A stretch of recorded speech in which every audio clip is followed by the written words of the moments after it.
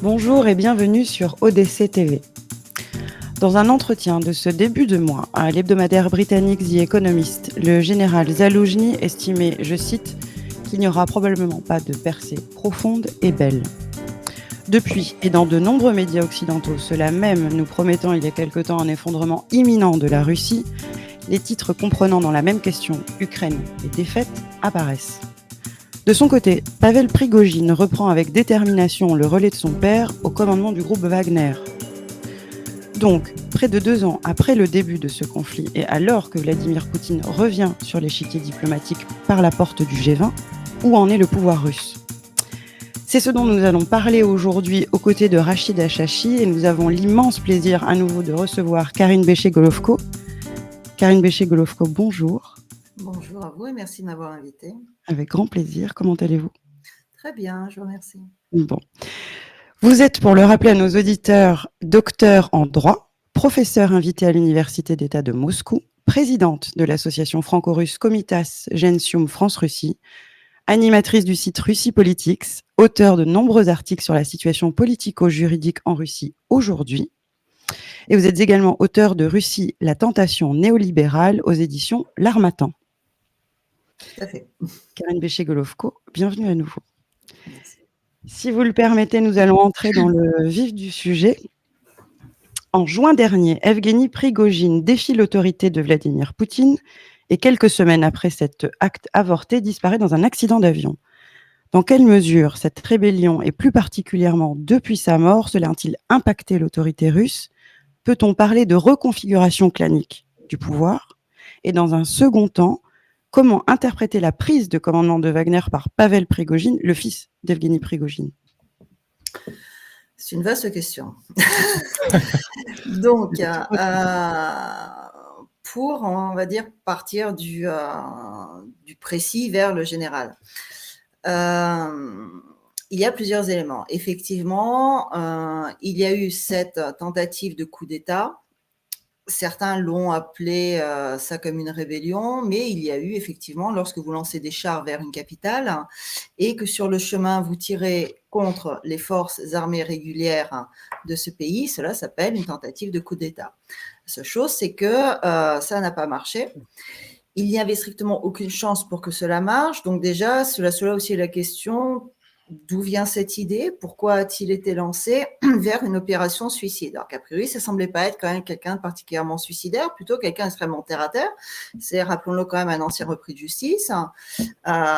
Il a fait du business dans les années 90 dans les conditions criminelles que l'on connaît. Et ensuite, s'est racheté une virginité au début des années 2000, surtout, où il a normalisé en fait son business en servant les intérêts politiques au niveau du Kremlin et en diversifiant à la fois d'un côté une partie médiatique où il avait un groupe média et une partie militaire privée. Son business militaire privé était florissant, mais restait toute proportion gardée, jusqu'au début de l'opération militaire spéciale, où là, il a été décuplé. Et d'un groupe militaire privé, il s'est réellement transformé en armée privée. Et cela a été fait quand même aux frais exclusifs de l'État. Donc, c'est quand même l'État russe qui a entièrement financé cette armée. C'est juste pour préciser quand même un petit peu le contexte et rappeler que ça n'est pas quelque chose qui est arrivé de nulle part. C'est-à-dire que ça a été créé et ça a été mis en place de l'intérieur. En fait, le système a créé son propre problème. Donc effectivement, quand tout à coup il s'est trouvé que la tension a monté, il y a eu quand même beaucoup de prémices, il y a eu beaucoup de menaces, il y a eu de plus en plus de sorties et de critiques, alors que nous étions quand même déjà en début de période de guerre et de conflit armé ouvert. Il est extrêmement surprenant dans ces cas-là de porter sur la place publique les critiques contre le fonctionnement de l'armée, etc. Je ne veux pas dire qu'il n'y avait pas de problème. Oui. Effectivement, nous passons d'une armée de temps de paix à une armée qui devait se retrouver en temps de guerre en quelques jours. Et effectivement, oui, il y avait des problèmes logistiques et stratégiques. Mais ce ne sont pas des choses qui se règlent dans les médias à coups de vidéos et d'insultes et de menaces.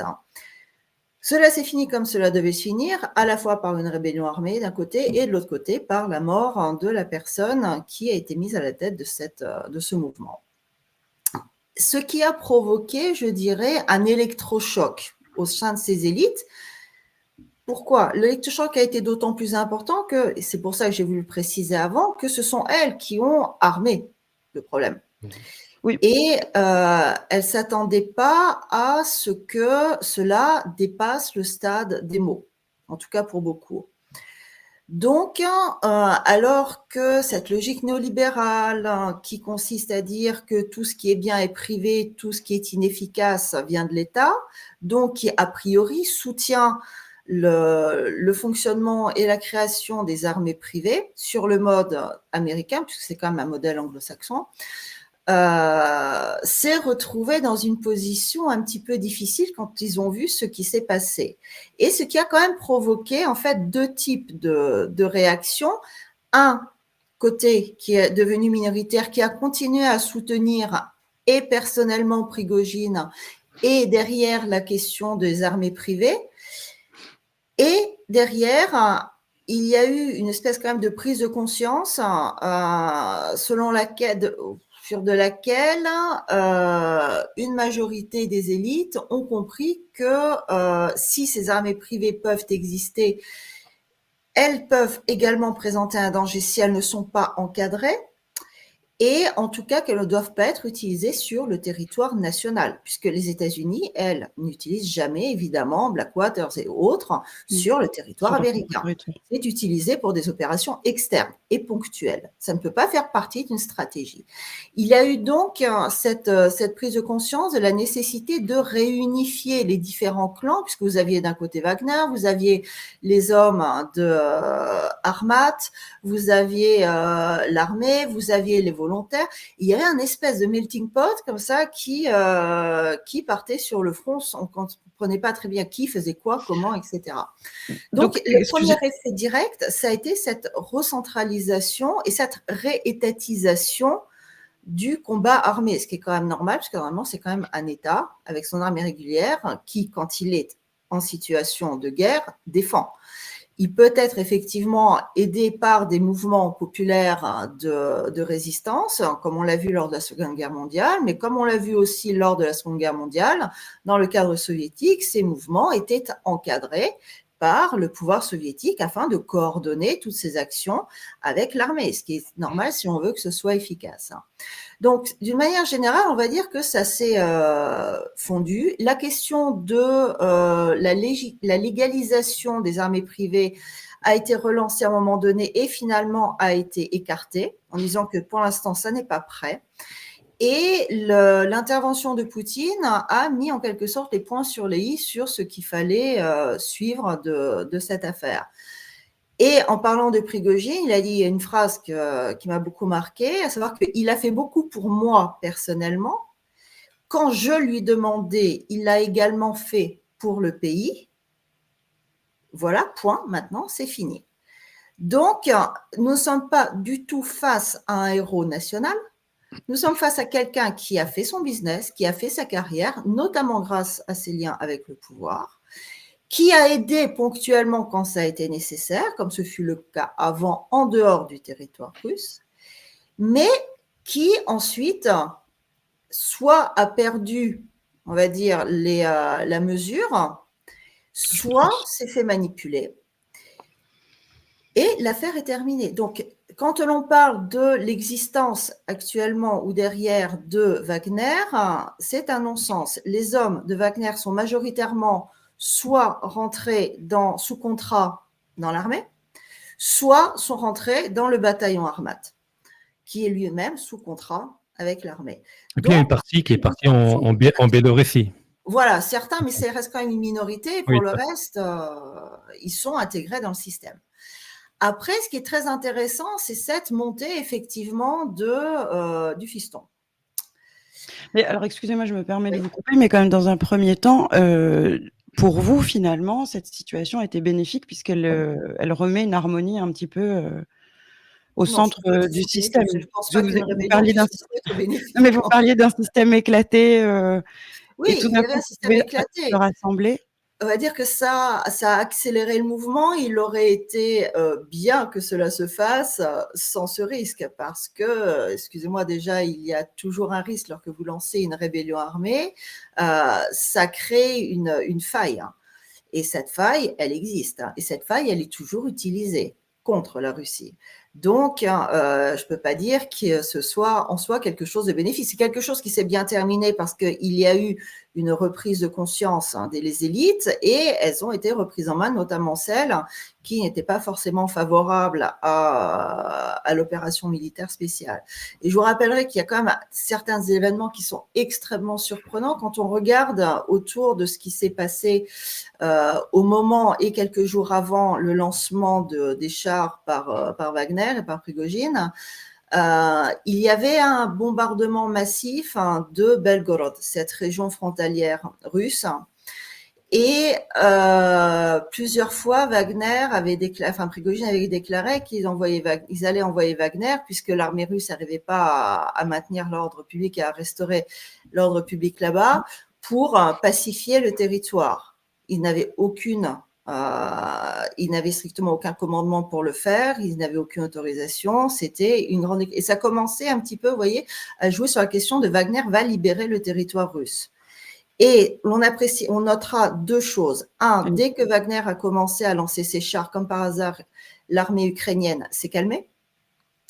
Et deuxièmement, quand il y a eu la chute de Wagner, l'attaque du territoire de Belgorod a été diminuée par 10. D'accord. Donc, en même temps, il y avait les Tchétchènes qui étaient arrivés à Belgorod. Après. Mais même avant qu'ils arrivent, ça a calmé. D'accord. Donc, ça semble quand même aussi à une espèce de mise en scène et une préparation. Et ça pose la question de savoir, et qui était derrière, en fait, Prigojine, peut-être volontairement ou involontairement de sa part, par qui s'est-il fait manipuler. Et puis, il y avait la fausse attaque contre un camp de Wagner qui avait été simulé pour donner le casus belli. Tout à fait. Et pour motiver les gens qui travaillaient là-bas et qui sont pas forcément des grands stratèges, qui n'ont pas été recrutés pour ça et qui considéraient peut-être qu'effectivement il y avait un danger, qu'il fallait y aller, etc. Donc, il y a eu toute une mise en scène, toute une préparation qui effectivement soulève beaucoup de questions, mais je pense que l'on pourra savoir réellement ce qui s'est passé une fois que ce conflit sera terminé. D'accord. Alors, avant d'aborder la question de Pavel Prigojine, j'aimerais revenir à la question des clans. Parce que, d'après ce que je comprends, le pouvoir de Poutine est solide parce qu'il maintient à équidistance tous les clans. Il maintient une forme d'équilibre et de synergie qui fait que tous les clans ont intérêt à ce que ce schéma perdure. Parce qu'il n'y a aucun clan qui est grandement privilégié par rapport à un autre. Or, quand on voit à la rébellion de Wagner, on peut déjà identifier beaucoup de clans qui peuvent être fragilisés. Alors, il y a le clan de Shoigu et de Gerasimov, à qui on peut imputer le fait de ne pas avoir réagi à temps, de ne pas avoir tué dans l'œuf la rébellion avant même qu'elle ne commence. On peut reprocher au FSB un échec, c'est-à-dire de ne pas avoir anticipé, fait le travail de renseignement et de remonter. Alors après, on nous a dit que le Kremlin avait été mis au courant par le FSB, mais je crois que c'était quelques jours uniquement avant la rébellion. Donc, est-ce que cette rébellion a finalement fragilisé un certain nombre de clans et renforcé d'autres clans ? Oui et non, et pas forcément comme on le pense. D'accord. Pour revenir sur le fait de la responsabilité de Shoigu dans la montée de Prigojine. Shoigu est responsable dans la mesure où il a laissé l'espace pour que ce genre de personnage puisse exister, parce que la reconfiguration de l'armée s'est faite de manière assez lente. Mais n'oublions pas une chose, Shoigu est arrivé sur une armée de temps de paix dans un pays en pleine désindustrialisation. Désindustrialisation qui concernait également la question de la production militaire. Donc, lui faire porter l'intégralité de la responsabilité, ça me semble un petit peu léger. On peut de la même manière faire porter la responsabilité à tous les membres du gouvernement, de l'administration et du Kremlin. Parce que ce sont eux qui ont mené depuis 30 ans cette politique de désindustrialisation et de globalisation en Russie. Et lorsque vous menez cette politique, vous affaiblissez le pays, objectivement. Donc, lorsqu'il y a un vrai danger qui apparaît, il faut plus de temps pour relancer la machine. Désormais, la machine est lancée. Donc, ça va mieux.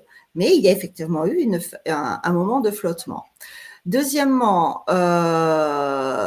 toujours en ce qui concerne Shoigu, c'est pas pour le défendre, c'est juste pour reposer certains éléments. il avait interdit assez rapidement la fourniture de munitions à Prigojine. Et justement, l'un de ces vices qui avait contourné cet interdit et qui avait livré des armes qui ensuite ont été utilisées d'ailleurs lors de cette montée vers Moscou, a été ensuite limogé. Vous vous souvenez un peu aussi de l'hystérie littérale dans tous ces canaux Telegram, de ces correspondants de guerre, de ces grands patriotes partout, parce qu'on avait touché leur idole Prigojine. Et là, ça pose aussi une autre question, la question de caractère adéquat ou non de cette surcommunication autour du conflit par des personnes qui n'ont pas forcément de vision stratégique, qui n'ont pas tous les éléments, mais qui se créent des idoles et qui en fait réagissent de façon beaucoup plus émotionnelle que rationnelle. Et ça, c'est un point, il me semble, qui est absolument nouveau avec cette guerre en Ukraine, c'est cette surcommunication absolument non contrôlée. Tout à fait. Sur Telegram, d'ailleurs, je crois, il y avait un autre général russe qui avait été écarté, Popov, je crois il s'appelle. Voilà, Notamment parce qu'il avait... Il y en a fait plusieurs qui ont sauté quand même. Pour les mêmes raisons, parce qu'il avait contesté la hiérarchie et la manière de faire la guerre sur Telegram et que ça mettait en danger, au fait, toute opération. Il me semble qu'ils ont d'autres canaux que Telegram pour faire passer l'information et pour justement essayer de convaincre et d'expliquer les choses. Après, on peut comprendre que quand on est un officier sur le terrain, parce que là, dans la tradition militaire russe, les généraux sont sur le terrain avec des troupes, c'est pas l'armée américaine où ils restent à 6000 km derrière. Et ben, quand ils voient des difficultés, qu'ils perdent des hommes qu'ils côtoient, qu'ils connaissent et qu'ils font remonter à la hiérarchie les problèmes logistiques ou d'approvisionnement et qu'il n'y a pas de réponse et que ça traîne pendant des mois, on peut comprendre humainement qu'à certains moments, ils en ont globalement assez de voir des gens mourir alors que ça peut être réglé par une meilleure logistique et qu'ils en viennent à utiliser Telegram pour mettre la pression sur l'état-major. Alors, je comprends militairement, ça ne doit pas se faire. Mais je veux dire, humainement, on peut les comprendre. On peut les comprendre humainement, la question de savoir étant derrière, est-ce que l'on crée réellement un nouveau chemin de circulation de l'information pour qu'elle remonte de façon plus rapide, ou est-ce que finalement on ouvre des cartes, parce que Telegram n'est pas lu que par l'état-major russe. Oui, on laisse faire. Je l'ai lu également. Voilà. Et on donne aussi de cette manière des informations extrêmement précises sur l'état de certaines choses au niveau de l'approvisionnement, sur l'état moral, sur la question du soutien. Et il me semble que lorsque l'on fait partie d'une armée en guerre, ce genre d'information ne doit en aucun cas être ouverte. Donc on peut penser que ce soit délibéré. Non, je pense que c'est un manque de professionnalisme, d'une part. Je dis parce que quand on dit c'était une armée de paix, que c'était pas une armée de guerre. D'autre part, c'est la question de l'époque dans laquelle on vit. Nous vivons dans une époque surmédiatisée. Et chaque militaire a un smartphone. Vous vous souvenez, tout au début du conflit, c'était à la période de Noël, Nouvel An, ce groupe de jeunes militaires russes qui se sont fait littéralement tuer. Pourquoi ? Parce que ces idiots, je suis désolée, mais il n'y a pas d'autre terme, et ça concerne la hiérarchie aussi. Ils ont envoyé des messages avec leur smartphone à leur famille pour fêter la bonne année. Tout à fait. Donc, ils ont donné leur localisation. Un missile à HIMARS avait tué tout le monde. Et ça a réglé la question. Donc, nous sommes dans... Ils ne l'ont pas fait volontairement.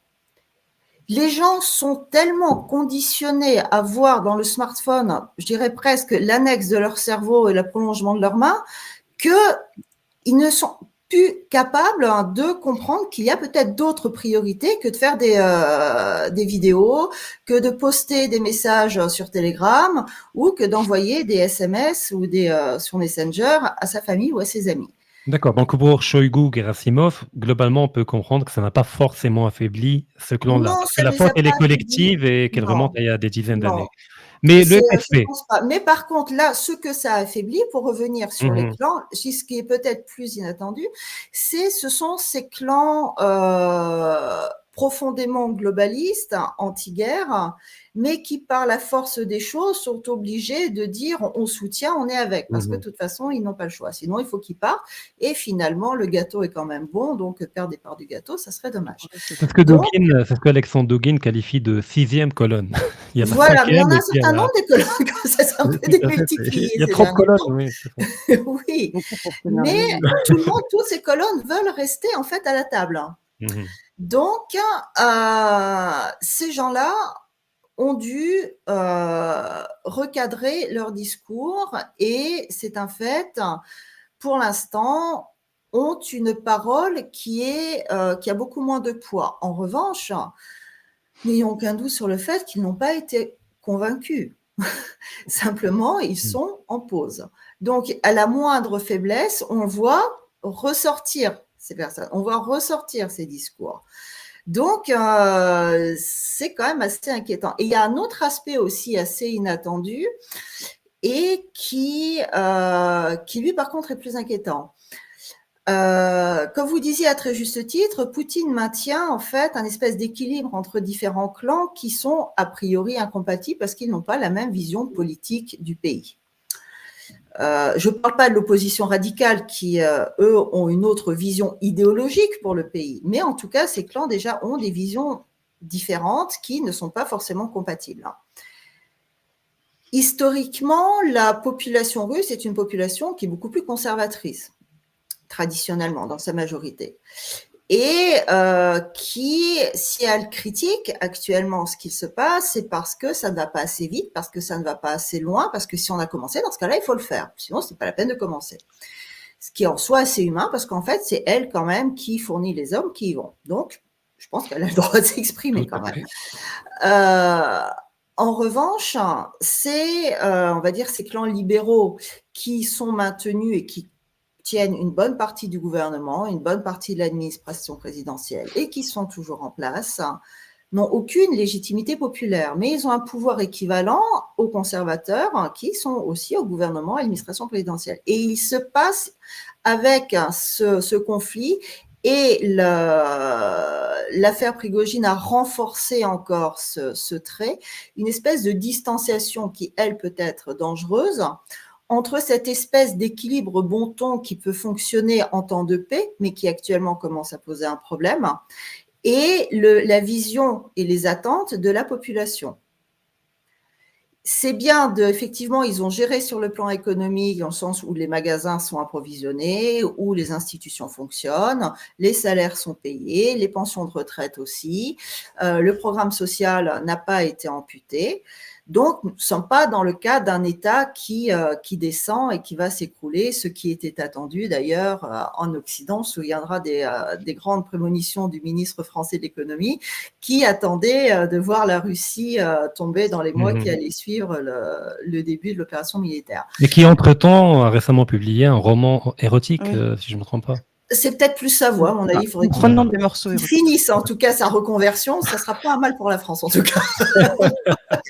Donc, ça ne laissera pas le grand trait dans la littérature française non plus, mais au moins, ça se noiera parmi le reste. On ne l'a pas lu. Et donc, en fait, le problème, c'est que Prigojine a joué aussi sur cet aspect. Sur le fait qu'il avait un discours pseudo-patriotique dans le sens où nous allons aller plus loin que l'armée. Nous allons faire mieux que l'armée. Vous voulez plus, nous allons vous le donner. Et là, on voit que cette faille aussi a été créée parce que des attentes ont été créées lors du lancement de l'opération militaire spéciale, que derrière, il y a eu beaucoup de déceptions. Il ne s'agit pas que la question de la fourniture d'armement réel, etc.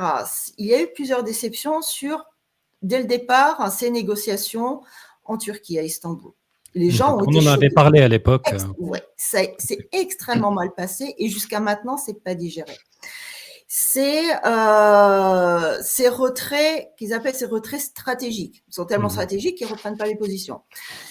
Et derrière, lorsqu'on a vu ce qui s'est passé lors du retrait de l'armée russe de la région de Kiev, de la région de Kharkov, quand on a vu ce qui s'est passé lors de l'abandon de Kherson, c'est la répression contre les populations civiles. Imputée aux Russes après, comme l'affaire Boutcha. Pour Boutcha, mais par exemple à Kherson, ils n'ont rien imputé aux Russes parce que quand ils ont scotché des personnes à des poteaux, comme ça se faisait à l'époque quand même de l'occupation nazie, en mesure de répression et pour faire peur au reste de la population, ils ne cherchaient pas à l'imputer, ils voulaient intimider la population locale.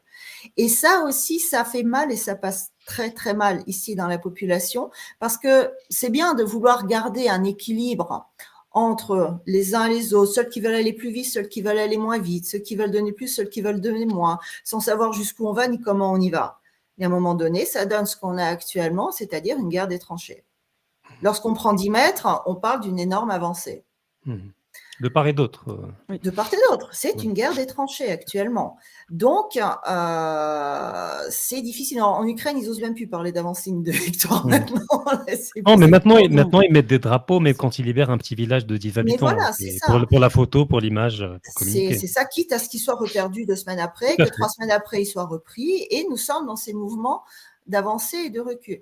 Donc là, il y a un problème, c'est qu'il y a une attente patriotique réelle qui a été lancée dans la population russe et dans la population ukrainienne à l'Est. Il faut être réaliste. Oui, et lorsque derrière, vous maintenez un discours, comme on dit en Russie, ni poisson ni viande, c'est-à-dire à la fois, on va venir, mais on ne sait pas très bien quand, et puis si jamais vous négociez, peut-être qu'on arrivera à trouver une solution. Ça passe pas. À un moment donné, il faut faire un choix.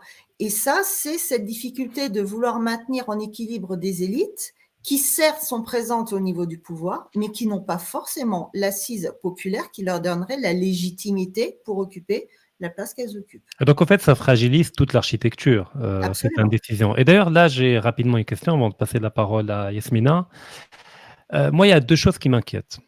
La première, c'est que le fait de vouloir reprendre le contrôle des différents groupuscules au sein de l'hiérarchie militaire a touché globalement tout le monde, sauf Kadyrov, qui demeure intouchable. Il demeure une forme d'émirat avec un émir, etc. Et dont la fidélité, selon moi, va davantage à Poutine qu'à l'État russe. C'est-à-dire, demain, Poutine meurt, il y a un libéral qui monte au pouvoir, la Tchétchénie devient indépendante. Et bonne chance pour aller la reprendre, vu le niveau d'armement que possède actuellement l'armée tchétchène et d'expérience militaire sur le terrain. Le deuxième élément qui m'inquiète, c'est qu'après la rébellion de Wagner, Poutine a quand même, pour éteindre le feu, concédé une forme d'amnistie généralisée, à condition de faire un choix, intégrer l'armée ou aller en Biélorussie, qui a peut-être été très mal vécu par une partie de la population russe, parce qu'effectivement, c'est une forme d'impunité face à une rébellion et une invitation à de futures rébellions. C'est pas grave, rebellez-vous, au pire des cas, vous serez amnistié et vous pourrez finir votre vie à Minsk, ou pas, en l'occurrence. Mais est-ce que ces failles-là, en tout cas celle la dernière, a été digérée et qu'on a oublié cette parenthèse de l'amnistie? Et qu'en est-il de la question de la Tchétchénie? Alors, sur la dernière qui est plus rapide, il y a 2 éléments. Tout d'abord, la dimension politique, l'autre, la dimension juridique. Politiquement, lorsque vous avez des chars qui partent et le risque réellement que ça dégénère en guerre intérieure, parce qu'il suffit que ça commence à se tirer les uns sur les autres pour que finalement la population civile qui soit à côté commence à se répartir entre les uns et les autres et vous lancez une guerre civile. À ce moment-là, il faut éteindre l'incendie tout de suite et effectivement, vous déposez les armes, on pose une amnistie, chacun rentre chez soi et on se calme. Et il me semble que ça, pour le coup, ça a été la décision, politiquement en tout cas, qui était la plus importante et la plus justifiée. Pour éviter que ça tourne en impunité totale. En revanche, les structures d'enquête ont ouvert des affaires pénales contre les personnes qui ont commis des crimes de sang. Donc, il n'y a pas d'impunité totale. Mais je crois qu'elles ont été abandonnées, ces enquêtes-là. Non, les enquêtes sont en cours. Parce qu'il y a finalement des pilotes russes qui sont morts, qui ont été abattus par Wagner. Voilà. Et il y a effectivement, pour les crimes de sang, il y a eu les enquêtes sont ouvertes, elles n'ont pas été abandonnées, les charges n'ont pas été abandonnées. Donc, pour l'instant, ils ont du mal à les aboutir, ça c'est clair. Oui, ils communiquent très très peu dessus, mais il y a aussi quand même le secret de l'instruction, donc tout ne se fait pas non plus dans les médias. Et pour l'instant, on va dire qu'il y a quand même eu, si vous voulez, ce partage. Après, le problème, c'est que le but, c'était de convaincre les gens aussi de poser les armes. Vous ne pouvez pas les convaincre de déposer les armes si vous leur dites « mais derrière, de toute façon, vous serez poursuivis ». Donc, là, il y a quelques difficultés. En ce qui concerne la Tchétchénie, il y a effectivement un risque au niveau de la Tchétchénie qui est un risque stratégique à long terme évident. La position de Kadyrov est une position assez surprenante. Souvenez-vous, ce qui a lancé en quelque sorte Prigojine, c'est lorsque l'armée et le gouvernement ont imposé le passage sous contrat avec l'armée russe. Prigojine a dit non, c'est mon business. Et Kadyrov a envoyé tout le monde signer les contrats. Donc, il y a ici deux attitudes quand même a priori différentes au niveau du rapport au pouvoir. En revanche, et comme vous le dites avec beaucoup de justesse, la question étant de savoir envers qui Kadyrov est-il fidèle? Envers Poutine ou envers la Russie? Envers Poutine, oui, ça c'est sûr. Parce que quoi que dit Poutine, dans ce cas-là, il se tait et il suit. En revanche, derrière, de là à dire que après le départ de Poutine, Kadyrov va lancer ou peut lancer la question de l'indépendance de la Tchétchénie, ça, je suis pas sûre. Parce que ils ont vu tout d'abord ce qui s'est passé avec les deux guerres en Tchétchénie. Il y a eu des conséquences économiques, sociales, politiques énormes. Et je ne suis pas certaine qu'ils aient envie de prendre le risque de refaire autre chose. En tout cas, pas étant seuls. Ils peuvent évidemment se faire manipuler, comme Prigojine s'est fait manipuler aussi, à mon avis, en tout cas pour être lancé. Comme on a vu, par exemple, ce qui a tenté d'être fait au Daghestan sur fond de conflit israélo-palestinien, quand certains groupes menés depuis l'Ukraine sur Telegram ont réussi, en utilisant des forces, à faire sortir des gens dans la rue et à lancer une émeute à l'aéroport. Mais ça a été calmé tout de suite. Donc, je ne suis pas certaine qu'a priori, ça débouche là-dessus. D'autant plus, n'oublions pas une chose, c'est que la Tchétchénie est quand même extrêmement dépendante aussi au niveau du budget. En revanche, si la question de la Tchétchénie en tant que telle soulève pour l'instant, en tout cas, assez peu d'inquiétude, en tout cas seul, il peut y avoir effectivement ces mouvements de dislocation de la Russie qui sont beaucoup discutés en Occident par ailleurs et qui peuvent utiliser les différentes régions pour essayer de relancer le séparatisme. Mais pour l'instant, on va dire que l'État, quand même, il y a une certaine notion de l'État et de l'unité de la Russie qui est rentrée non seulement dans les élites, mais surtout dans les peuples. Donc, ça va être extrêmement difficile de faire bouger les peuples. Il y a quand même un problème qui concerne la Russie et qui ne concerne pas que la Russie, c'est la question de l'islam radical.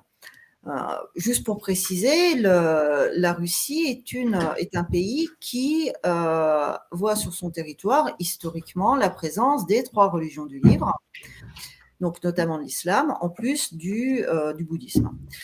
Mais si l'islam a été très modéré, et notamment aussi suite à la période soviétique, qui a quand même beaucoup calmé les dimensions religieuses, l'on voit remonter en Russie cette question d'apparition et d'instrumentalisation de groupes radicaux. On le voit beaucoup, on l'a beaucoup vu au Tatarstan, et on le voit en général dans les régions du Caucase. Et ces groupes-là, eux, peuvent être effectivement utilisés depuis l'extérieur pour provoquer des mouvements de radicalisation de la société et pour provoquer une politique locale qui devienne incompatible avec la notion de l'unité de l'État. Et c'est d'ailleurs ce qui est intéressant aussi, c'est que suite à cette tentative au Daghestan de déstabilisation de la société, l'ordre a été donné par le président russe aux différentes structures ainsi qu'aux gouverneurs des différentes régions de réellement surveiller la question de la cohabitation pacifique entre les différentes religions, ce qui pour l'instant était quand même une grande réussite en Russie, Et il est absolument, effectivement, fondamental de maintenir cet équilibre. C'est cette pluralité, cette richesse qui fait aussi la richesse de la Russie, parce que c'est un élément naturel de sa culture. Donc, ici, il y a un point, effectivement, qui peut être utilisé, parce que c'est un phénomène qui existe partout, en fait, pas que en Russie. D'accord. Karine, merci infiniment. On se rend compte à quel point la situation est complexe, mais pour essayer de synthétiser vos propos, plus qu'une reconfiguration clanique, en fait, l'événement Prigojine a mis en lumière une distorsion au niveau des clans, plutôt une exaspération. Tout à fait. Une exacerbation, pardon. Tu vas y arriver. Je vais y arriver. Comme quoi, c'est toujours désagréable ce type de situation, mais beaucoup plus, voilà, une mise en lumière finalement sur une situation qui n'est absolument pas homogène, voire même extrêmement tendue. Et du coup, on aimerait quand même vous entendre sur la succession de Pavel et la façon dont vous interprétez sa prise de commandement. Si l'on compare, pour prendre les choses au sérieux, On part du principe que la situation est extrêmement tendue, donc on continue l'état de tension en fait. Donc, il y a un état de tension, indépendamment de la question des milices privées ou pas, parce que nous sommes dans une situation de guerre. Donc, en situation de guerre, les situations sont en général un petit peu tendues. Mais en ce qui concerne très concrètement Pavel, ici, il faut comprendre qu'il y a deux éléments qui le différencient fondamentalement de la situation de son père. Le problème de la réussite, on va dire, de la montée de cette opération Prigojine, c'est qu'il bénéficiait d'une surmédiatisation et d'un soutien politique énorme, ce dont ne bénéficie absolument pas du tout Pavel. Il suffit pour s'en rendre compte de voir son absence dans les médias et même dans les médias alternatifs, puisque là, pour le coup, ils ont retenu un petit peu la leçon quand même. Donc, il est très très peu médiatisé, sauf parmi les siens. Donc, c'est un groupe quand même extrêmement réduit. Il n'a pas de soutien institutionnel. Autant Prigojine père était reconnu comme étant le proche de Poutine, l'un des premiers cercles. Alors, excusez-moi, je me permets, Karine, mais vous dites qu'il n'est pas médiatisé, mais comme du côté occidental, on parle énormément de son héritage en ce moment. Oui, en Occident, mais il n'est pas le soutien qu'il aura s'il veut faire quelque chose. Non, bien sûr, je parle de sa médiatisation, pas de son soutien. Je parle de la médiatisation. Donc, je parle de la médiatisation à l'intérieur de la Russie. Pardon, d'accord, très bien.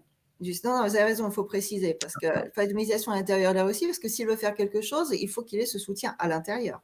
Ou sinon, il va se transformer en Khodorkovsky. Khodorkovsky aussi était extrêmement médiatisé à l'extérieur et n'avait très peu de soutien à l'intérieur. Donc, est-ce que c'est pas sur ce schéma que nous sommes en train de voir une certaine succession, d'ailleurs? Ça peut être intéressant de se poser la question. Ouais. Et c'est un élément aussi intéressant justement de ce manque de soutien politique à l'intérieur, c'est la déclaration de Peskov il y a quelques jours de cela, je crois, début novembre en tout cas, lorsqu'on lui a demandé justement, et que pensez-vous de cette succession de Pavel à la tête de Wagner? Il fait, j'en ai aucune information, je ne suis au courant de rien, c'est pas à moi qu'il faut poser la question. Donc, autrement dit, il y a une distanciation volontaire très forte du Kremlin par rapport à tout ce qui peut être lié à Wagner. Autre distanciation, lorsque la question aussi ce même jour a été posée à Peskov de savoir, et qu'en est-il des bruits qui courent, puisque c'est sorti dans les médias anglo-saxons, je crois que c'est dans le Wall Street Journal, de l'envoi de Wagner en Syrie.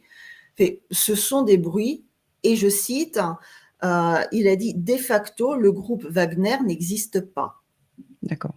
Donc, il y a, si vous voulez, une rupture. Maintenant, comme vous dites, et ce qui est effectivement extrêmement intéressant, c'est cette, je dirais même, surmédiatisation en Occident de Pavel. Donc là, on a l'impression que nous sommes beaucoup plus dans une opération de com ou dans de la polittechnologie, et la question de savoir, effectivement, est-ce qu'ils ne sont pas en train d'instrumentaliser l'histoire du papa pour créer un symbole à l'étranger, sachant que si Fiston n'a plus beaucoup de soutien à l'intérieur et se pose la question également de son financement, il peut l'avoir ailleurs qu'en Russie.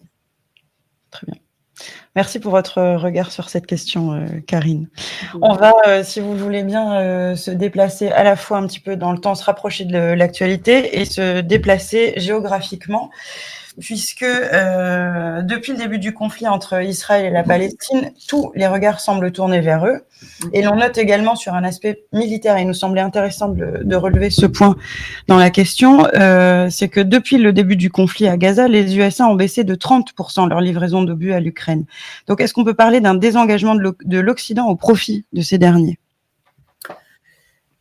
Il me semble qu'il n'y a pas de désengagement en tant que tel, puisque le sort de l'Occident globaliste se joue beaucoup plus en Ukraine qu'il ne se joue à Gaza, politiquement en tout cas. Donc, il peut y avoir momentanément un ralentissement de l'aide militaire.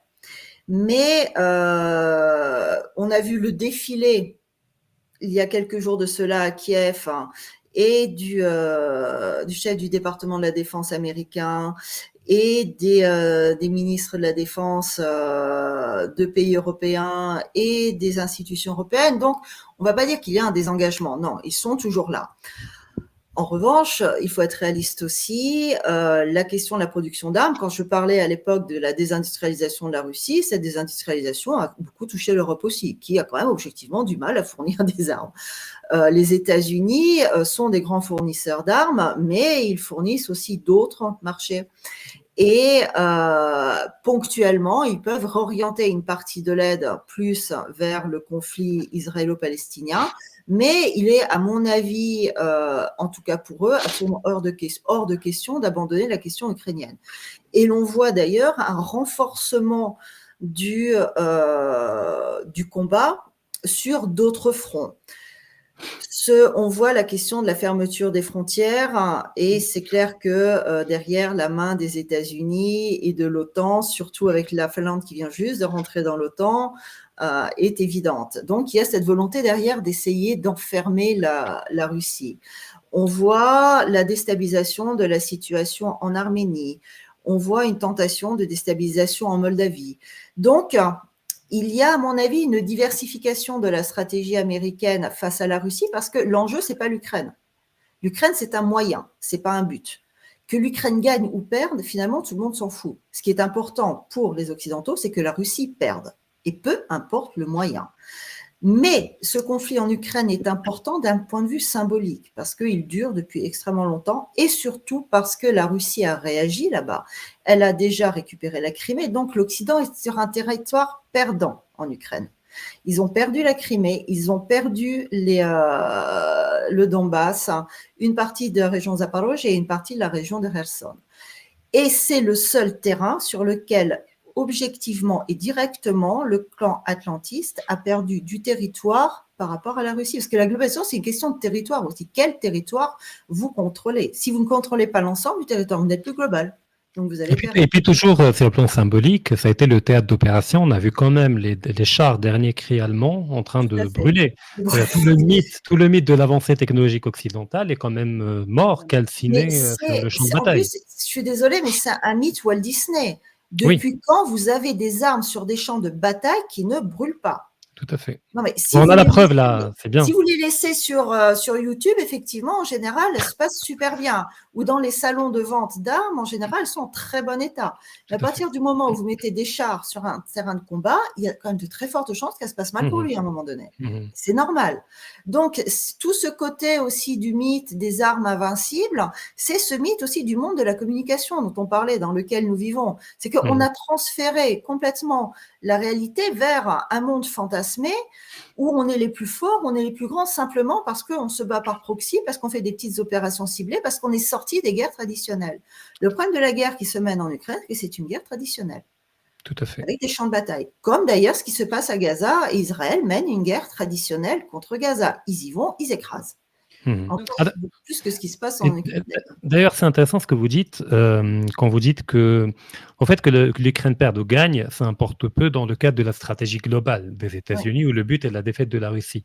Et d'ailleurs, c'est peut-être convergent avec une autre lecture, vous me direz, qui dit que le but des États-Unis dès le départ, c'était d'éviter à tout prix que l'Ukraine perde, et donc de donner tous les moyens à l'Ukraine pour qu'elle ne perde pas, mais de ne pas en donner suffisamment pour que l'Ukraine puisse gagner. Et donc le but, voilà, c'était juste de maintenir une forme de statu quo dont la finalité est d'épuiser la Russie, militairement, démographiquement, à tous les niveaux, mais sans pour autant provoquer une défaite humiliante pour la Russie, parce que dans le cadre de cette lecture-là, les Américains ne veulent pas d'un effondrement de la Russie, c'est-à-dire ils ne veulent pas avoir à composer avec 14 petites puissances nucléaires, c'est-à-dire dans Ça, le je suis cadre d'un persuadée. effondrement. Je vous rejoins parfaitement. Moi, je fais juste, j'essaie de restituer fidèlement une certaine lecture. Parce que dans cette lecture toujours, le but des États-Unis est de garder une Russie relativement viable mais faible, pas trop forte, comme une carte à jouer éventuellement à l'avenir contre la Chine. Il me semble que cette vision est dépassée. Elle aurait pu avoir lieu dans les années 90, elle n'a plus cours actuellement, surtout après 10 ans de conflit. Puisque le conflit en Ukraine n'a évidemment pas commencé en février 2022, mais en 2004. Donc, ça fait quand même bientôt 10 ans que ça va durer. Non, les États-Unis, je suis d'accord avec vous sur le point que ils n'ont pas forcément besoin que l'Ukraine gagne, ils ont surtout besoin que la Russie perde. Donc, s'ils pouvaient faire perdre la Russie par l'Ukraine, par la victoire de l'Ukraine, ils feraient tout pour que l'Ukraine gagne. Mais c'est trop limité. C'est nécessaire pour effectivement faire tomber la Russie. Il y a quand même besoin de cette avancée, de cette victoire de l'Ukraine, même sur le plan symbolique. Mais ils n'ont pas fait, ils n'ont pas tout donné. C'est-à-dire, on a vu comment ils donnent petit à petit. Est-ce qu'ils ont les moyens ? Est-ce que réellement, ils ont les moyens ? Et là, on peut avoir des doutes. Depuis quand vous pouvez réellement faire gagner des guerres traditionnelles par proxy ? Si l'Occident a besoin d'une défaite de la Russie militaire, le problème, c'est que soit il va devoir enflammer tous les pays européens autour pour qu'eux aillent se battre. Non, mais je veux dire, alors, si vous permettez, juste la période de flottement qu'il y a eu au niveau de l'organisation de l'armée russe, parce qu'on l'a évoqué au début, c'est une armée de paix. Donc, il a fallu un temps d'adaptation et monter en puissance pour atteindre la vitesse de croisière qu'elle a actuellement. Mais durant cette période de flottement, est-ce que si les États-Unis avaient à l'époque livré les HIMARS, les F-16, les chars, les munitions en grande quantité, est-ce que ça n'aurait pas pu permettre une victoire militaire de l'Ukraine, en tout cas sur le territoire ukrainien, bien entendu, on ne parle pas d'une invasion de la Russie. On peut poser la question différemment pour pouvoir répondre à votre question. Enfin, plutôt rajouter une question pour répondre à votre question. Et si la Russie avait refusé de négocier à Istanbul et avait avancé ses troupes jusqu'au cœur de Kiev, si la Russie avait bombardé le Parlement ukrainien avant que Zelensky parte en balade à droite à gauche pendant quelques jours de flottement, est-ce que cela n'aurait pas changé aussi le cours de la guerre ?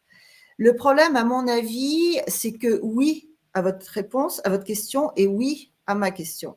C'est qu'il y a eu, à mon sens, une erreur stratégique d'appréciation des forces et des motivations de l'autre, de part et d'autre. D'accord. Et ce qui fait que nous sommes entrés dans un conflit avec des partis qui, au départ, n'avaient pas forcément envisagé de devoir s'engager dans un conflit traditionnel. Parce que nous sommes, et aux États-Unis et en Russie, face à des élites qui sont globalement, dans leur mode de pensée, quand même toujours globalistes. C'est-à-dire qui pensent toujours en mode de conflit postmoderne, c'est-à-dire léger, ponctuel, technique, et ensuite on négocie. Et ça avait été parfaitement formulé par Peskov à l'époque. Nous créons les conditions favorables à une négociation. Donc, il n'y avait pas la question militaire de vouloir classiquement remporter, gagner le territoire. Cette question, en quelque sorte, elle est venue par la force des choses après, quand ils se sont rendus compte que négocier, ils vont se faire avoir. Encore une fois, comme ils se sont fait avoir à Minsk. Parce qu'à Minsk aussi, ils voulaient négocier. Ils étaient prêts à laisser le Donbass au sein de l'Ukraine, si les autres reconnaissaient la Crimée. Et ça n'a pas marché. Et à Istanbul, ça n'a pas marché. Donc, à mon avis, il y a une erreur stratégique des deux côtés, ce qui fait que finalement, le conflit, en quelque sorte, redevient traditionnel. Et on arriverait presque même à se poser une autre question. Est-ce que ce n'est pas, malheureusement, l'évolution naturelle de la situation ? Parce qu'oublie pas une chose, nous sommes dans un espace qui, il y a encore 30 ans, depuis plusieurs siècles, ne constituait qu'un seul État. Et tous ces petits conflits qui se baladent à droite à gauche, c'est tous ces conflits sur un espace qui avant ne constituait qu'un seul État pendant des siècles.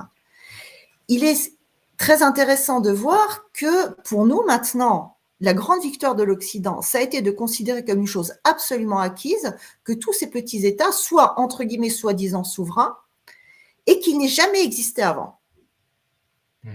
Quand vous vous souvenez de la chute de l'Empire russe, une grande partie du territoire de l'Empire a été reprise après par l'Union soviétique. À la chute de l'Union soviétique, comme par hasard, tout à coup, il y a un tabou sur la question territoriale historique. Et ça, c'est une question intéressante. Est-ce qu'en fait, nous ne sommes pas simplement aussi, quoi que l'on fasse, dans un phénomène hystérique? Je ne sais pas, c'est une question. Un phénomène d'hystérie, vous dites? Historique. Un peu hystérique parfois aussi, je suis d'accord. Mais pour le coup, plutôt historique, en fait.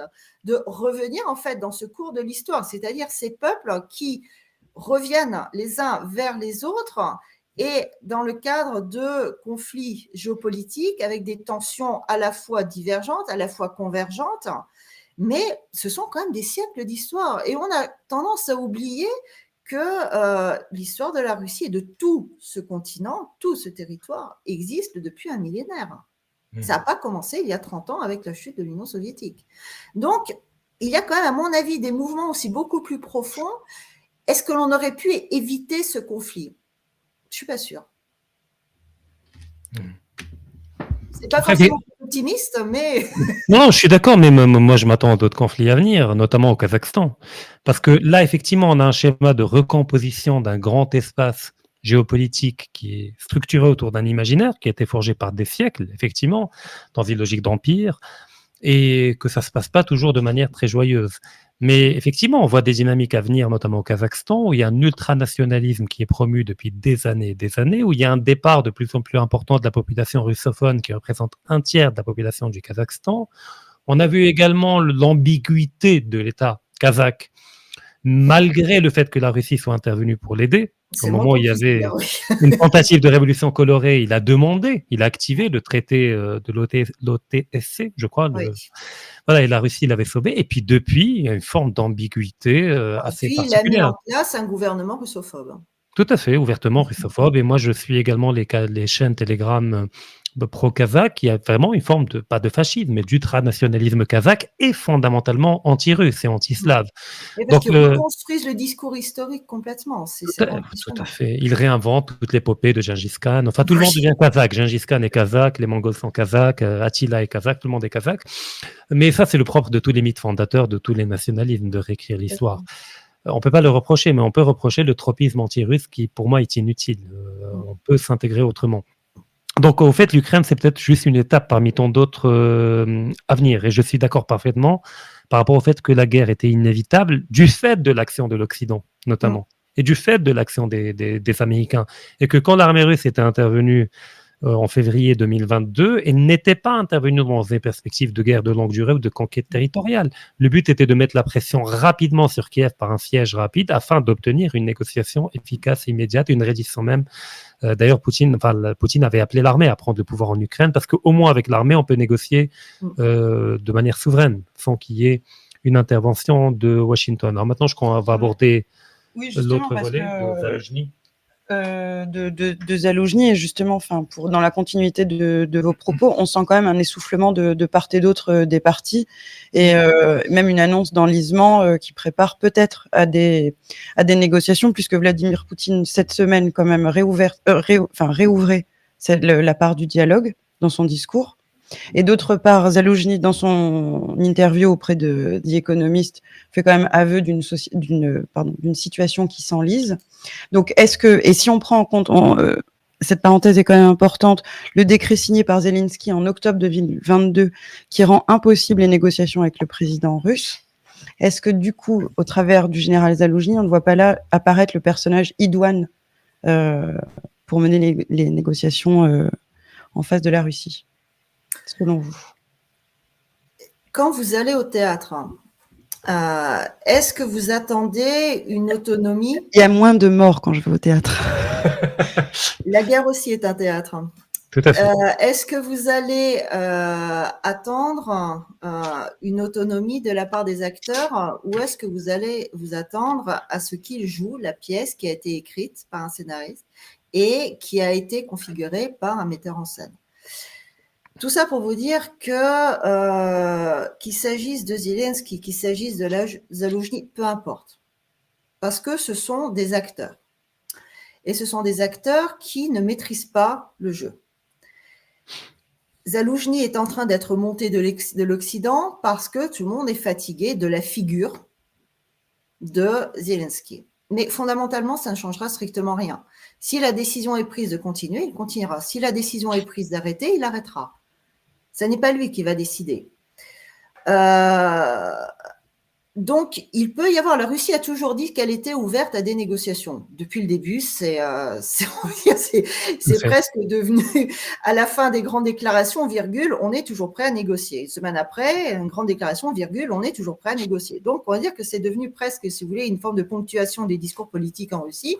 On est toujours prêt à négocier. Donc, oui, elle l'est. La question étant de savoir, elle est prête à négocier quoi ? Si l'on se place un petit peu du point de vue juridique, comme vous l'avez souligné, d'un côté, vous avez en Ukraine l'interdiction de la négociation. Vous savez, les actes juridiques, surtout à ce niveau législatif, et la loi peut être abrogée s'il y a besoin que ce soit fait. OK. En Russie, les territoires, après les référendums de l'année dernière, sont entrés dans la Constitution.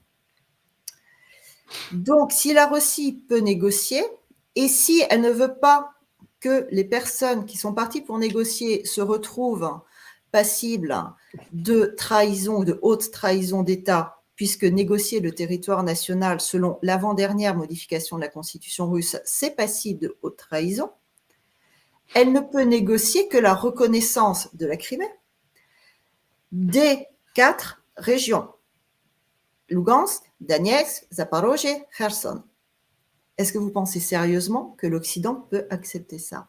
L'Occident n'a déjà pas accepté la Crimée alors que la Russie était prête à abandonner le Donbass dans les accords de Minsk.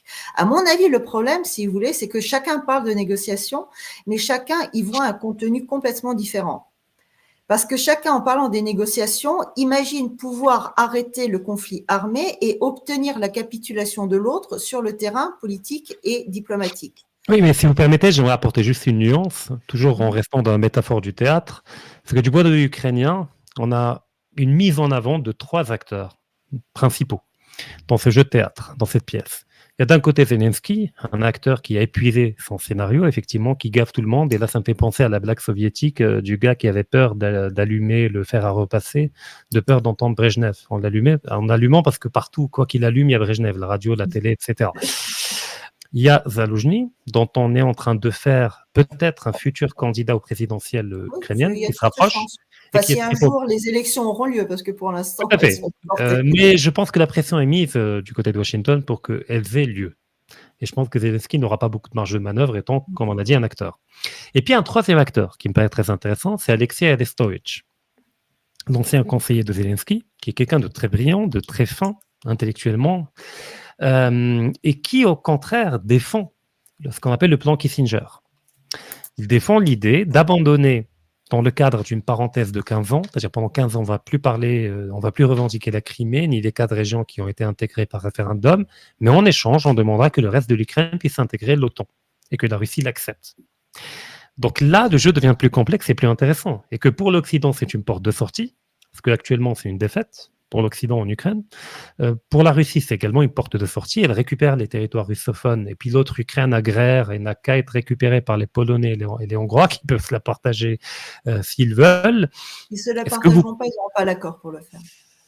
S'ils obtiennent l'accord, en tout cas, la Hongrie peut récupérer la partie majoritairement hongroise. La Pologne également a des ambitions territoriales en Pologne. Ils ne pourront jamais l'obtenir si nous sommes dans cette configuration, parce que dans cette configuration-là, c'est une configuration selon laquelle l'Occident gagne et la Russie accepte une défaite.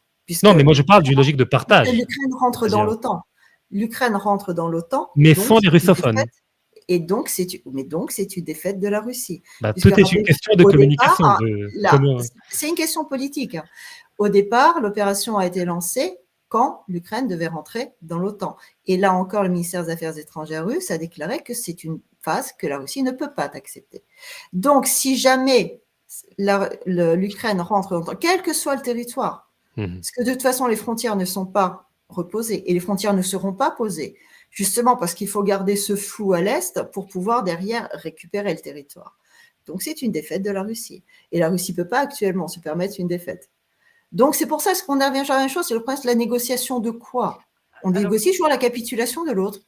Alors justement, dans le cadre des négociations, Karine, est-ce que selon vous, les élections présidentielles américaines à venir, cette temporalité va jouer ou l'effet sera complètement neutre? Ça va jouer à terme, mais pas de façon stratégique, à mon avis. Parce que de toute façon, on l'a vu, la seule fois où il y a eu une réelle alternance au pouvoir, c'était avec Trump. Et même là, de toute manière, comme on dit, l'État profond, c'est-à-dire ce mouvement globaliste américain a réussi à gouverner malgré le président. Donc, globalement, à mon avis, ça ne changera pas grand-chose. En plus, je pense qu'il faut pas avoir trop de naïveté quant à l'honnêteté des élections et des mouvements électoraux en Occident actuellement, parce que qu'il s'agisse des États-Unis ou comme on Oui. le voit en France notamment, Macron. ça ressemble de plus en plus quand même à une funeste farce qui globalement ne change strictement rien à la ligne réelle politique du pays. Donc malheureusement non, les enjeux sont ailleurs. Nous sommes réellement face à un conflit existentiel, mais dans le sens direct du terme, c'est-à-dire que soit ce monde peut être global et rester global, et dans ce cas-là, nous, les pays périphériques, on va avoir quand même beaucoup de mal, que ce soit les pays européens ou que ce soit le Maroc, l'Algérie, les pays d'Afrique, l'Asie, peu importe. Parce que dans ce cas-là, on va se retrouver pour une période longue dans un système globaliste qui va devenir de plus en plus totalitaire jusqu'à ce qu'il tombe, mais on est reparti quand même pour une bonne période dans ce cas-là. Soit on arrive avec une victoire de la Russie sur le plan militaire, mais pas uniquement sur le plan idéologique aussi. Pour l'instant, le problème, c'est qu'elle n'a pas grand-chose à proposer à côté. Oui. Elle n'a pas systématisé, elle n'a pas réellement de vision idéologique propre. Et on n'arrive pas, dans ce cas-là, à faire tomber ce système. Si on arrive à le faire tomber, dans ce cas-là, on peut reconfigurer après les espaces en fonction des intérêts nationaux et autre chose. Karine, je me permets de rebondir sur, vous parlez des pays périphériques, mais plus que périphériques, évoquer les BRICS. Est-ce que selon vous, ça peut constituer un véritable contrepoids? La question se pose très régulièrement, mais votre avis nous intéresse. À mon avis, non.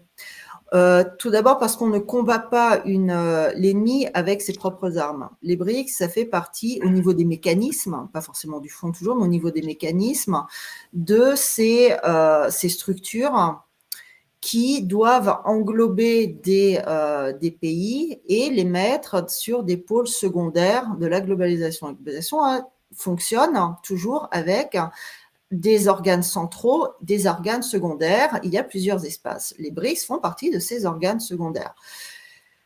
Je ne parlerai même pas de ce qui se passe avec l'entrée des nouveaux membres. Ah oui, là. Et de passer au dollar, d'en finir avec le ministère de la Science, d'en finir avec la Banque centrale, etc. Donc, la Chine, qui est quand même un des organes de production de ce monde global, elle n'existe dans sa dimension économique que parce que le monde est global, que parce que les autres pays sont désindustrialisés. C'est ce qui fait sa richesse. Donc, c'est son intérêt de continuer. D'autant plus, soyons honnêtes, elle n'a strictement aucun poids au niveau géopolitique général pour pouvoir mener une politique autonome. Donc, elle ne présente aucun danger réel pour la globalisation. Bien au contraire, c'est l'usine de la globalisation. L'Inde, qui est quand même largement prise en main par les programmes anglo-saxons depuis combien d'années, il y a quand même, au niveau des BRICS, j'ai beaucoup de doutes. D'ailleurs, à ce propos, c'est intéressant parce que je pense qu'on se rejoint parfaitement, parce que moi-même, je ne crois pas aux BRICS comme étant une alternative, pour différentes raisons. Déjà, il n'y a pas un fond civilisationnel commun. Il n'y a rien, ils n'ont rien en commun. Il n'y a pas d'imaginaire commun. Non, et puis pire, à la limite, je peux comprendre qu'avant 2014, on ait cru que les BRICS auraient pu avoir un autre avenir, un autre devenir et évoluer. Mais mon analyse, et j'aimerais connaître votre opinion là-dessus, c'est qu'il y a eu deux ruptures qui peut-être ont fractionné les BRICS, même si ce n'est pas encore visible, mais que ça va devenir visible dans les années à venir. Ce fut 2014 et 2022. C'est qu'avant 2014, la Russie et la Chine pouvaient tous les deux vouloir une simple réforme de l'ordre mondial. C'est-à-dire peser et traiter d'égal à égalité avec l'Occident, d'avoir une meilleure représentativité, un meilleur poids. Mais à partir de 2014 puis de 2022, il y a eu une rupture dans les agendas des pays membres des BRICS. C'est que d'un côté, aujourd'hui, on a une Chine qui veut juste réformer la mondialisation, mais la garder, comme vous le dites. Et de l'autre côté, on a une Russie, mais qui n'en a plus rien à cirer de ces questions-là, qui est dans une rupture totale Je ne suis pas sûre qu'elle soit dans une rupture totale. Je ne parle pas de la 5e colonne et de la 6e colonne. Non, mais je parle des politiques gouvernementales. D'accord. Mais c'est quand même assez compliqué aujourd'hui de penser des politiques en incluant l'Occident là-dedans, je veux dire, pour les 20-30 prochaines années. Je veux dire, Mais déconnecter de l'Occident, SWIFT, tout le monde s'en moque, déconnecter ça je de... suis d'accord, mais la globalisation, c'est pas l'Occident. Mais alors, c'est une autre globalisation. C'est la globalisation. Dans la globalisation, vous n'avez plus d'Occident, ni d'Orient, ni de Sud-Nord. Vous avez ce monde global qui est un espèce de magma, une espèce de marée informe qui n'a plus d'identité. Justement, l'Occident, au moins, avait une certaine identité. Il n'a plus. Non, mais je ne parle pas de l'Occident médiéval. Je parle de l'Occident postmoderne. On est d'accord. L'Occident pré-moderne était magnifique. Mais pourquoi je dis la Russie, le problème, c'est qu'elle est toujours dans la globalisation. Vous regardez des sujets qui me sont proches. Au niveau de l'enseignement et de la recherche, nous sommes toujours dans le processus de Bologne. Ça fait 2 ans que la Russie est en guerre. Elle est toujours dans le processus de Bologne. Non, mais après, il faut comprendre qu'il y a un effet d'inertie. Là, c'est plus que de l'inertie. À 2 ans, c'est rien. Non, mais dans la temporalité d'un imaginaire. Oui, mais bon, mais l'imaginaire politique a une temporalité. Et le culte numérique qui ne cesse de se développer et de grandir. C'est merveilleux. On n'arrive pas à avoir des médecins corrects dans les polycliniques de quartier. Par contre, maintenant, ils nous foutent des petits robots. L'argent, ils ne peuvent pas l'envoyer ailleurs. Oui. Non, c'est juste une question de priorité derrière. Soit vous envoyez des petits robots dans les petites polycliniques de quartier dont tout le monde se fout complètement, soit vous essayez réellement de former des médecins compétents. D'accord.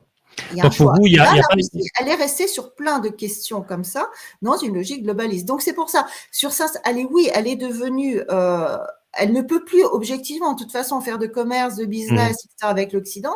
Mais les élites qui sont en place, à mon avis, et c'est ce qui m'inquiète le plus, c'est que si jamais l'Occident entrouvre un petit peu la porte, j'ai peur qu'elle se mette à courir vers eux. Ça, on est d'accord, mais dans l'état actuel des choses, il y a quand même un déphasage entre l'agenda chinois qui est resté inchangé globalement et entre l'agenda russe qui devra changer, qui peut-être n'a toujours pas changé, comme vous dites. Est-ce que c'est l'agenda russe qui a changé? Et là, par contre, c'est ce qui est extrêmement important, et ça, on le saura bientôt, est-ce que c'est l'agenda russe qui a changé ou est-ce que c'est l'Occident qui a modifié l'agenda russe? Ça, c'est évident, mais en même temps, ce que je veux dire, c'est que dans ce cas-là, la réponse va dépendre de savoir qui est à l'origine du changement. Est-ce que c'est une volonté intérieure? Non, ou est-ce que c'est bon, on n'a pas le choix, mais si jamais vous nous ouvrez la porte, on court? Non, on est d'accord que l'agenda a été imposé par l'Occident, que la Russie n'a pas voulu tout ça. C'est ce qui est inquiétant, c'est que l'agenda n'a pas été imposé à la Chine. N'a pas été imposé à la Chine. Parce que il y a une rupture que je voudrais rajouter à la vôtre, je suis entièrement d'accord avec vos ruptures, c'est la rupture de 2019, le Covid. Oui. C'était une rupture énorme et il me semble que l'une des raisons de l'aggravation de la situation en Ukraine, c'est l'alignement quasiment total de la Russie sur le Covid. Je vous rappelle et de la Chine, la Chine, oui, en parlant de grands mouvements anti-globalistes. Tout à fait, oui. En passant. Ouais. Mais si on en reste à la Russie, parce que la Chine, effectivement, c'est une caricature à ce niveau-là. Sur la Russie, je rappelle que quelques semaines avant de lancer l'opération spéciale, nous en étions en Russie à discuter de savoir ce qu'il va falloir un QR code pour indiquer les personnes qui sont saines pour pouvoir prendre les transports en commun. Et donc, si la Russie ne s'était pas à ce point alignée sur, je ne sais pas, c'est une idée, sur la ligne globaliste à ce moment-là, est-ce que l'Occident globaliste aurait osé aller aussi loin en Ukraine? Est-ce que peut-être ils auraient pensé qu'il y aurait plus de résistance du côté russe? En tout cas, chapeau. En pensant que la Russie était prête à tomber. Oui, tout à fait, qui était mûre. En tout cas, chapeau à la Biélorussie qui ne s'est pas soumise au dictat. Tout à fait. Pas de passe vaccinal, pas d'obligation, ni rien du tout. Et d'ailleurs, elle en a payé le prix parce qu'il y a le FMI qui a refusé de lui prêter, et puis il y a la tentative de révolution colorée qui a été enclenchée. Mais pour revenir à la question de l'agenda, effectivement, le changement d'agenda a été imposé à la Russie. Par réaction, la Russie a entrepris un certain nombre de choses.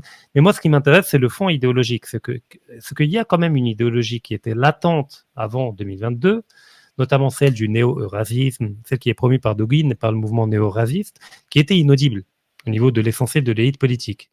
Il n'y a qu'au niveau de l'état-major qu'elle était un peu audible. Mais depuis 2022, on voit qu'elle commence à se frayer un chemin petit à petit, notamment dans les éléments de langage politique, dans le vocabulaire. On commence à parler de monde russe, l'idée russe. Donc, de printemps russe, on commence à parler depuis 2022.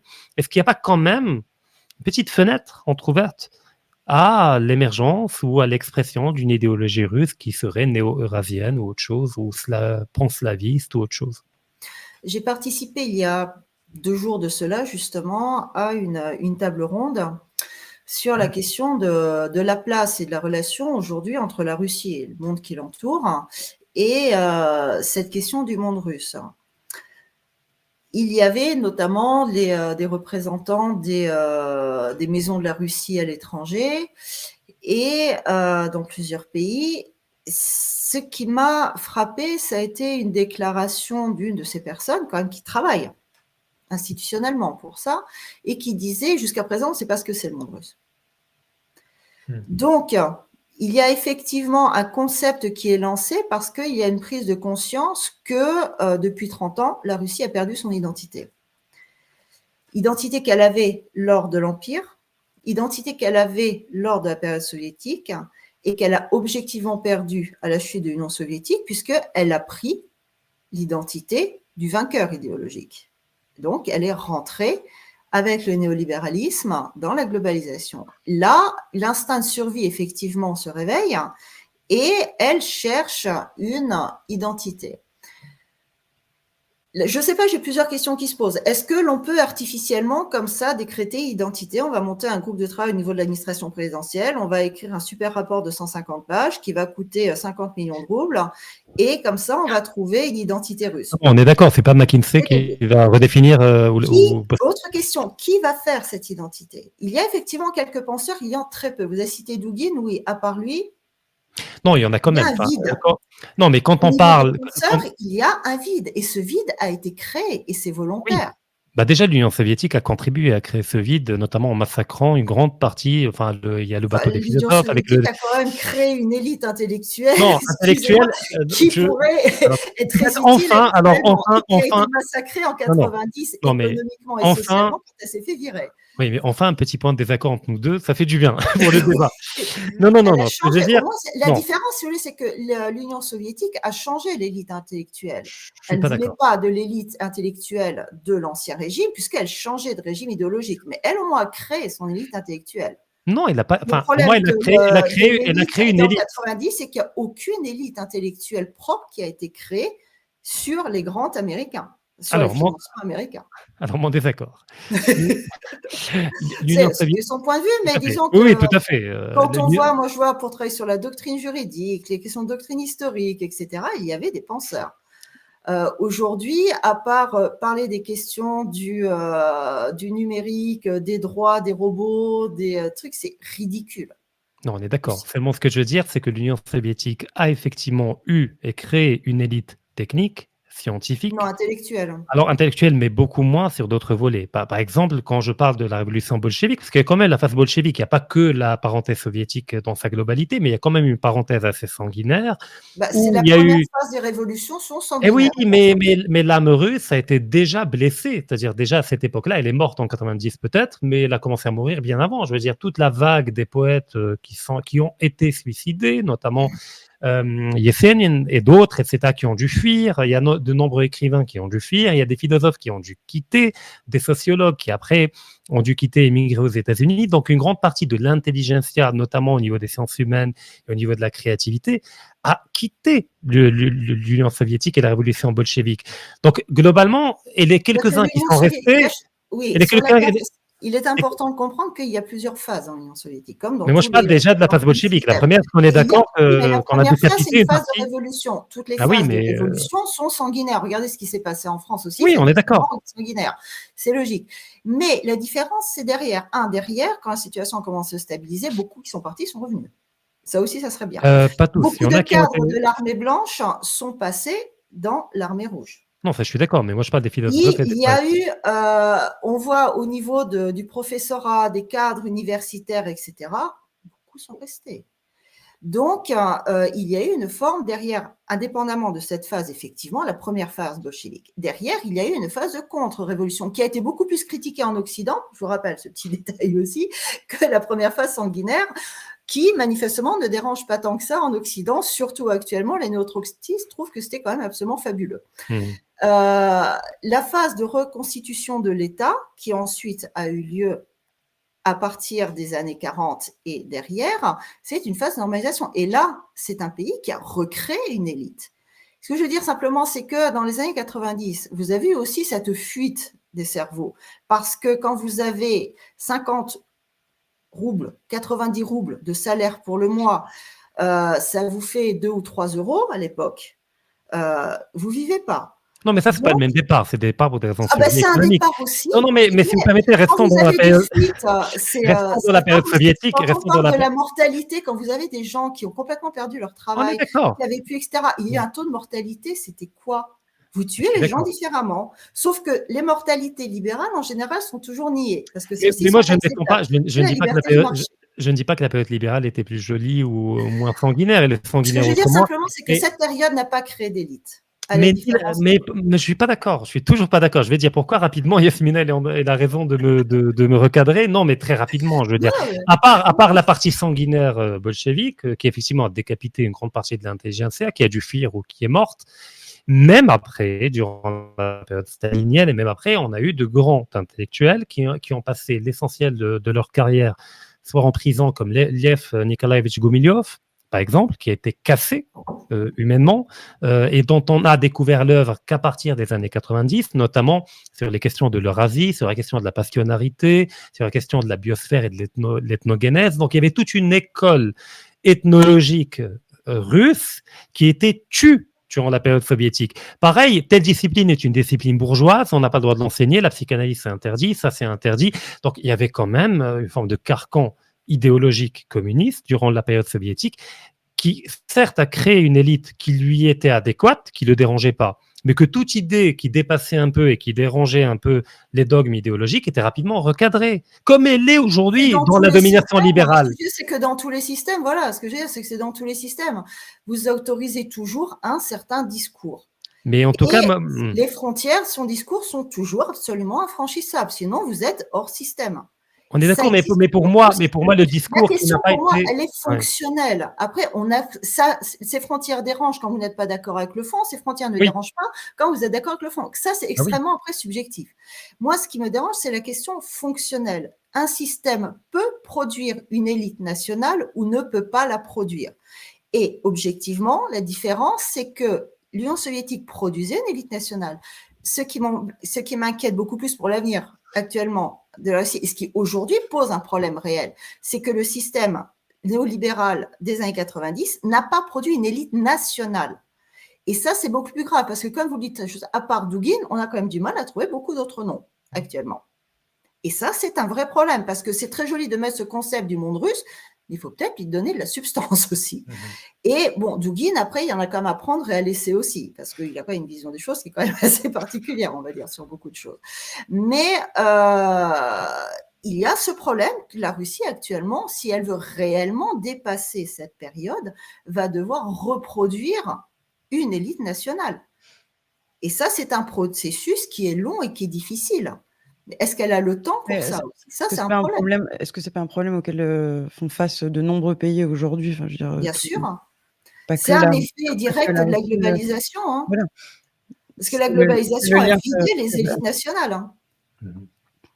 Donc, en ça, elle est cousine et sœur avec, avec le reste. Alors, maintenant, en termes de prospective, pour conclure, dernier chapitre. Alors moi, ma question, c'est sur la prospective. Alors, on a parlé des élections ukrainiennes qui n'auront pas lieu. On a parlé des élections américaines avec l'impact très, très relatif que cela aura, qu'il s'agisse de Trump ou de Biden. Globalement, l'état profond demeure le même.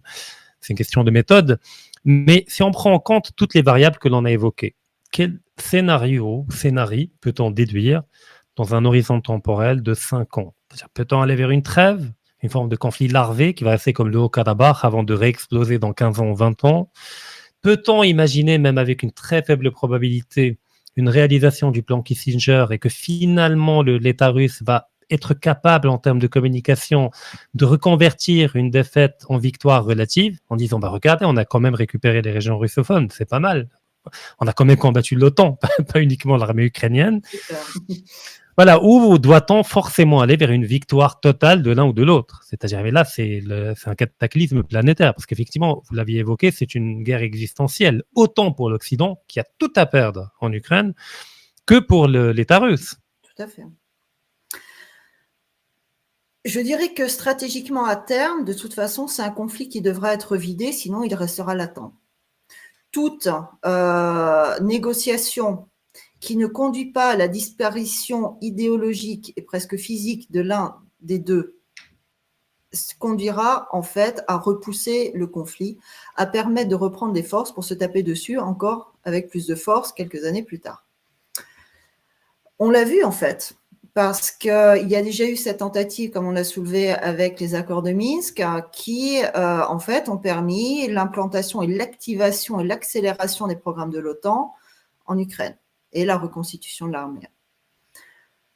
Si aujourd'hui la Russie fait l'erreur de négocier avec les États-Unis une trêve en Ukraine, je dis bien avec les États-Unis et pas avec l'Ukraine, parce que peu importe qui physiquement sera, la négociation est entre les deux combattants. À mon avis, de toute façon, ça ne fera que reporter le problème avec des conséquences politiques qui peuvent être intéressantes de part et d'autre. Il y a un acteur dont on n'a pas parlé, lorsque vous avez cité à très juste titre les différentes figures en Ukraine, c'est Rasmussen, qui est aussi un acteur ukrainien. C'est quand même, entre guillemets, le tuteur pour l'OTAN de la zone. Puisque n'oublions pas que l'Ukraine n'est plus un pays, c'est un front, c'est une zone de combat. Donc, elle a un tuteur. Et c'est actuellement Rasmussen, réellement, qui s'occupe de la situation. Imaginons un court instant le scénario selon lequel la Russie accepterait ce plan de partage. C'est-à-dire, elle récupère la Crimée, elle récupère les territoires de facto qu'elle détient dans les régions de Donetsk, de Lugansk, de Zaporozhye et de Kherson. Ça veut dire qu'elle lâche ce qu'elle a pris dans la région de Kharkov, parce que dans ce cas-là, ça ne peut pas rentrer dans les négociations. Qu'est-ce qui va se passer pour ces populations? Donc déjà, si la Russie accepte ça, si jamais le conflit se redéclenche quelques années plus tard, même à l'est du pays, elle sera attendue, mais attendue peut-être les armes à la main par la population. Bon, en même temps, elle l'a déjà fait 2 fois. Elle l'a fait au nord de Kiev. C'est ça que ça va faire un petit peu trop. Elle l'a fait à Kherson, pareil. Voilà. Donc, 3 fois, en fait. mais là, toujours en disant qu'à Kherson, on va revenir, au moins. Ah bah oui, oui. Mais là, dans ce cas-là, vous ne dites pas que vous allez revenir. Vous n'avez même pas intérêt à revenir. Parce que ce n'est pas tout à fait le même type de population qui va vous attendre. Qu'est-ce qui va se passer à l'intérieur du pays? La déception des gens. Vous leur avez donné l'espoir. Vous ne réveillez pas comme ça le patriotisme des gens en leur disant après, non, mais c'est bon, on a négocié, allez vendre vos smartphones, regardez, allez manger vos sushis, et le monde merveilleux continue. On va même peut-être, avec un peu de chance, pouvoir vous remettre les films d'Hollywood dans les salles de cinéma. Quelle chance. Donc, il va y avoir un problème politique à l'intérieur de la Russie qui va se poser aussi. Et ça va provoquer un affaiblissement du pouvoir. Et on va revoir s'aggraver cette ligne entre les attentes du peuple et la question de la légitimité des élites. Donc, ça sera un excellent moyen, en fait, pour pouvoir transférer le conflit sur un autre plan, celui de la politique intérieure russe, et relancer tous ces plans de déstabilisation intérieure. Excusez-moi, je me A priori, oui. Karine, parce que j'ai réécouté attentivement votre interview de l'année dernière avec Rachid Achachi, et en conclusion, vous arriviez au même mot. Bon, au moins, on va dire que j'ai une certaine constance. Ah ben, je vous le confirme. Il y a même une minute qui est quasiment pas mot pour mot, mais en tous les cas, voilà. Donc malheureusement, ça veut dire que depuis un an, on n'a pas grandement avancé. On n'a pas beaucoup avancé. Non. En tout cas, on n'a déjà pas mis en place les conditions qui permettraient d'arriver à une autre conclusion. Donc, oui. C'est pour le meilleur et pour le pire. Maintenant, c'est vrai que s'il n'y a pas l'autre alternative, s'il n'y a pas cet accord qui se passe, on est confronté à quoi? Il y a un choix qui se met en place, qui va devoir être fait par l'Occident et par la Russie. Parce que comme vous le disiez à du juste titre, dans les deux cas, en ce moment, ce n'est pas évident quand même. On sent un certain essoufflement et une très forte hésitation. Et l'hésitation, en fait, est très directe. Soit on met une espèce de temps mort, de facto, sans forcément l'annoncer, etc. Mais on reste à peu près sur ces positions-là. On reprend un peu de souffle, on refait des forces, on se remet du sang neuf. Ça semble être un petit peu le cas quand même de part et d'autre. La Russie hésite quand même à aller plus loin et plus fort, ce qui voudrait dire mobiliser plus de forces. et mobiliser ses élites aussi. Et ça, c'est beaucoup plus difficile que de mobiliser la population. Du côté ukrainien aussi, c'est compliqué parce qu'eux, ils ont un problème objectif de force physique. Ils vont finir par envoyer qui? On commence à parler des femmes, on commence à... Vous vous souvenez Et puis ils réduisent l'âge minimum. Voilà, l'abaissement et ils augmentent les marges de conscription. Les femmes aussi commencent à passer sur les listes d'enrôlement obligatoire pour l'instant dans les services médicaux sur le front. Mais quand même, ça passe, les ordres ont été donnés. Donc, il y a quand même des problèmes objectifs. Ça veut dire quoi? Ça veut dire que si l'Occident veut réellement mener ce combat militairement en Ukraine, il va falloir y aller physiquement. Donc, vous vous souvenez, on a vu, ça a été démenti par l'Allemagne. La Russie a déclaré d'un côté que l'équipage dans ce char allemand détruit, il n'était pas ukrainien, il était allemand et qu'il faisait partie de l'armée régulière. L'Allemagne a démenti. Ça, je ne sais pas, mais en tout cas, l'information des deux côtés est ainsi. En tout cas, ce qui est vrai et ce que l'on voit de plus en plus, c'est de plus en plus d'instructeurs, de plus en plus de volontaires des pays de l'OTAN. Donc, il y a une implication réelle, mais qui pour l'instant n'est pas officielle. C'est pas suffisant. On gagne. Il y a même énormément de Polonais qui combattent dans les. Voilà. Et évidemment, il y a tous ces pays de l'Est qui sont utilisés. Donc, quelles sont les options dans ce cas-là? Soit intensifier la présence directe.